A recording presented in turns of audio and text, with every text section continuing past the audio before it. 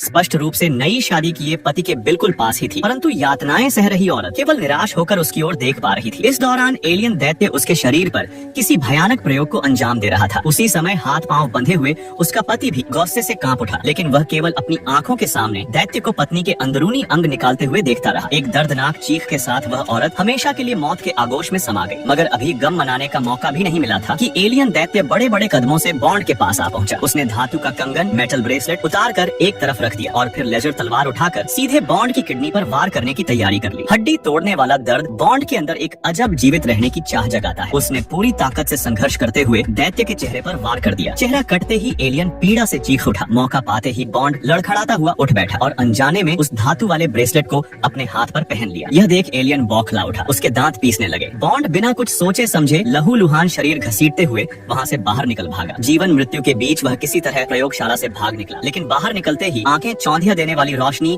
और तेज चक्कर ने उसे बेहोश कर दिया। काफी समय बाद बॉन्ड होश में आया तो पाया कि वह एक सुनसान रेगिस्तानी इलाके गोबी डेजर्ट में पड़ा हुआ है। पेट का घाव और हाथ पर बंधा रहस्यमयी ब्रेसलेट देखकर बॉन्ड बेहद हक्का बक्का रह गया। वह अभी अभी घटित भीषण हादसे को पूरी तरह भूल चुका था। उसने स्वाभाविक रूप से पत्थर उठाकर ब्रेसलेट तोड़ने की कोशिश की, लेकिन चाहे जितना भी जोर लगाया वह टूटने का नाम ही नहीं ले रहा था। तभी अचानक पीछे से घोड़ों की टाप सुनाई दी। 3 इनामी शिकारी काउबॉय के वेश में उसे घेर लेते हैं। उनकी काठी पर इंसानों की खाल और स्कैल्प, खोपड़ी की चमड़ी लटकी हुई थी। बॉन्ड की घबराई शक्ल और चुप्पी देखकर उन्होंने उसे जेल से भागा हुआ कैदी समझ लिया और तय किया कि उसका स्कैल्प काटकर इनाम ले जाएंगे। लेकिन वे अंदाजा भी नहीं लगा सके कि बॉन्ड भले ही अपनी याददाश्त खो चुका हो, उसकी लड़ाई की कला अब भी जरा भी कम नहीं हुई थी। कुछ ही पलों में उसने सभी बाउंटी हंटर्स को मार गिराया। एक साथी ने गोली चलाई, मगर पास होने की वजह से वह चूक गया और खुद ही मारा गया। बॉन्ड ने सभी का अंत कर उनके कपड़े पहने और घोड़े पर सवार होकर एक अनजान कस्बे में पहुंच गया। वहाँ उसने सोचा पहले बार में जाकर थोड़ा पी लूं और आराम करूं, लेकिन जैसे ही वह बैठा एक खूबसूरत औरत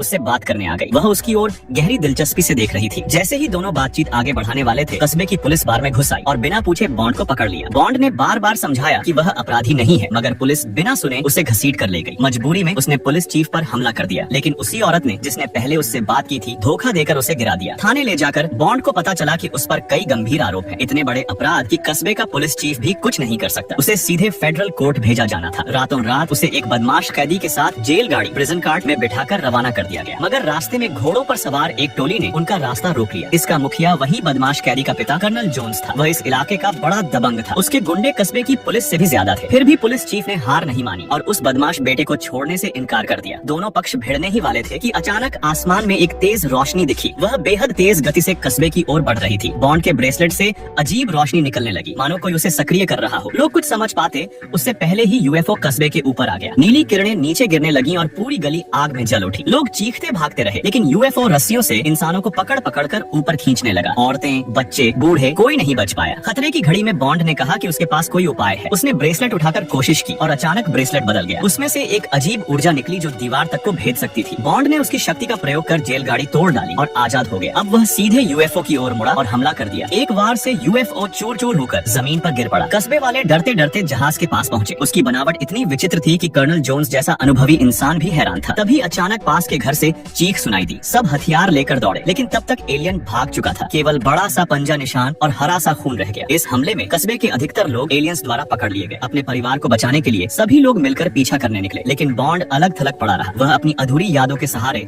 अपने पुराने घर पहुंच गया। जैसे ही दरवाजा खोला, उसे अपने अतीत की कुछ झलकियां याद आने लगी। उसे याद आया कि एक दिन वह कुछ सोने के सिक्के लाया था और पत्नी के साथ इस बंजर जमीन से दूर जाकर अमीर जिंदगी बिताना चाहता था। लेकिन अचानक ही सिक्के पिघलने लगे और तेज रोशनी बिखेरने लगे। छत टूटकर खुली और चमकती हुई जंजीरें उसकी पत्नी को खींच कर ले गई। बॉन्ड भी पकड़ा गया और प्रयोगशाला पहुंचा दिया गया। वहीं उसने अपनी पत्नी को दर्दनाक मौत मरते देखा। भले ही वह ब्रेसलेट पहनकर भाग निकला, लेकिन एलियंस अब भी इंसानों का अपहरण कर रहे थे। अब बॉन्ड ने कसम खा ली कि वह बदला लेगा। वह भी लोगों के साथ मिलकर एलियन के छोड़े हुए निशानों का पीछा करने निकल पड़ा। लेकिन पीछा करना आसान नहीं था, क्योंकि मूसलाधार बारिश में एलियन के पैरों के निशान मिट चुके थे कि अब जबरदस्त लड़ाई होगी। लेकिन तभी उनके लीडर ने बॉन्ड को देखकर कहा, बॉस बॉस, ये तो आप हो। हालांकि बॉन्ड को कुछ याद नहीं आया, लेकिन जब उसने उन्हें अपना बॉस कहते सुना तो उसने तुरंत सख्ती से व्यवहार किया और कहा कि वह सबको लेकर फिर से डकैतों के अड्डे पर लौटना चाहता है। असल में वह मौका पाकर पुराने गुर्गों को अपने साथ मिलाना चाहता था, मगर उसके दूसरे नंबर के साथी ने आरोप लगाया कि बॉन्ड ने एक औरत की वजह से सबका सोना चुरा लिया था। अब उसका सामने आना खुद अपने मौत को बुलाने जैसा था। वह सोच रहा था कि बॉन्ड की टोली में मौजूद एला ही उसी की गद्दारी का कारण है, इसलिए उसने आदेश दिया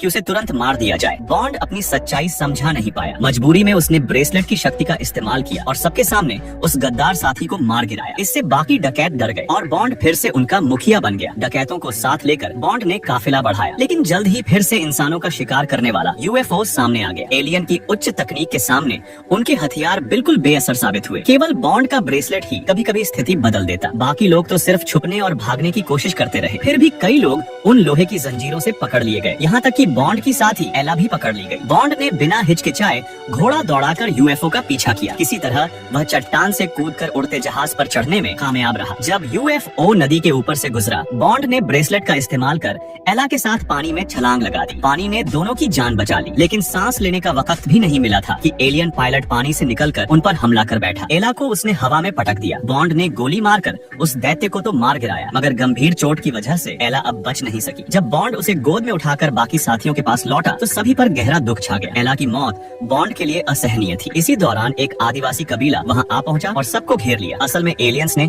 उनके भी कई लोगों को उठा लिया था। वे सोच रहे थे कि बॉन्ड और उसके लोग ही इन राक्षसों को यहाँ लाए हैं। उन्होंने फैसला किया कि इन सबको सजा दी जाएगी। उन्होंने एला के शव को आग में डालकर पापों को जलाने की रस्म शुरू की, मगर उसी पल चमत्कार हुआ। आग की लपटों से नग्न अवस्था में एला फिर से जन्म लेकर बाहर आई। उसकी निर्मल त्वचा देखकर सभी आदिवासी स्तब्ध रह गए। केवल बॉन्ड ने होश संभाला और तुरंत उसे कपड़े पहनाए। एला ने खुलासा किया कि वह इंसान नहीं बल्कि एक एलियन है, लेकिन उसका कबीला भी उन्हीं दैत्यों का शिकार हुआ है। वह पृथ्वी पर सिर्फ अपने मारे गए परिवार का बदला लेने आई थी। एला ने बताया कि जो दैत्य अब तक दिखे हैं वे सिर्फ अग्रदूत स्कॉट्स थे। जैसे ही वे इंसानों की कमजोरी का पता लगा लेंगे तो पूरी फौज आकर सोने के भंडार पर कब्जा कर लेगी। इस तबाही को रोकने का एक ही रास्ता है, उनका गुप्त ठिकाना ढूंढना और नष्ट करना, और यह रास्ता केवल बॉन्ड ही जानता था। बॉन्ड की यादें ताजा करने के लिए आदिवासियों ने एक खास औषधि पिलाई। वाकई उसमें असर हुआ और बॉन्ड को ठिकाने की जगह याद आ गई। वे तुरंत एक छोटी टोली लेकर दुश्मन पर धावा बोलने निकल पड़े। योजना थी बारूद से उनके चौकी वॉच टावर को उड़ाना। बॉन्ड ने ठंडे दिमाग से फ्यूज जलाया और बम फेंक दिया। फिर सब नीचे कूदकर सुरक्षित जगह छुप गए, लेकिन एलियन अचानक जमीन के भीतर से निकल आए। भारी लड़ाई छिड़ गई। कर्नल जोन्स और उसके लोग डटकर लड़े। आदिवासी भी कमजोर हथियारों के बावजूद जमकर भिड़े। इस बीच बॉन्ड और एला गुप्त सुरंग से अंदर दाखिल हो गए। अंदर एलियन सोना निकालने के लिए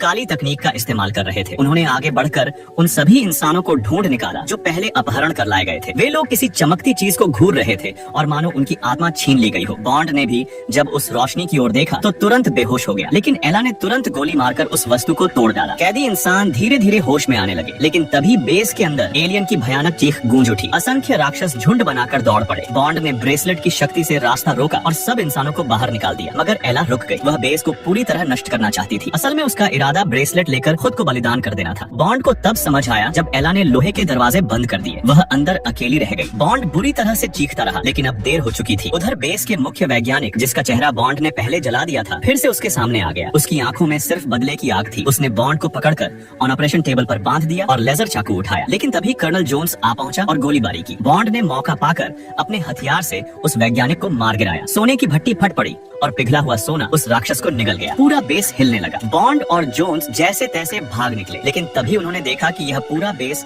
असल में एक विशाल यूएफओ था। अब वह उठकर भागने लगा, मगर एलियंस को पता भी नहीं चला कि एला पहले ही जहाज के कोर में पहुंच चुकी थी। उसने ब्रेसलेट को सक्रिय करके खुद को विस्फोट में झोंक दिया। यूएफओ चूर चूर हो गया। सोना मानो बारिश की तरह आसमान से बरसने लगा। गांव वाले बचकर अपने परिवारों से मिल गए। सोना इकट्ठा करके सभी सुखी जीवन जीने लगे, लेकिन बॉन्ड, जो हमेशा अकेला रहा, फिर से अपने सफर पर निकल पड़ा।